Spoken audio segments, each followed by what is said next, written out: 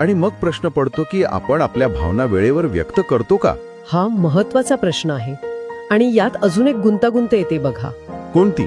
काही काळ जातो, आपण हळूहळू आपलं रोजचं आयुष्य जगायला लागतो, कामावर जातो, मित्रमैत्रिणींना भेटतो, हसतो कधीतरी, आणि तेव्हा एकदम मनात आपलादीपणाची भावना येते, तीव्र.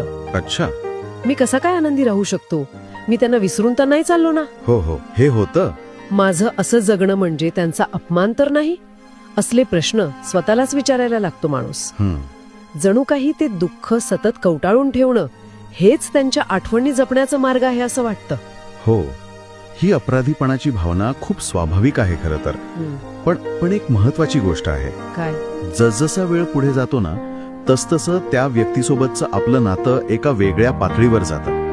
ते विकसित होतं. म्हणजे कसं? आपण त्यांच्याशी मनातल्या मनात बोलू लागतो. त्यांच्या आठवणींमधून आपल्याला प्रेरणा मिळते. त्यांचे विचार आपल्या निर्णयांचा एक भाग बनतात.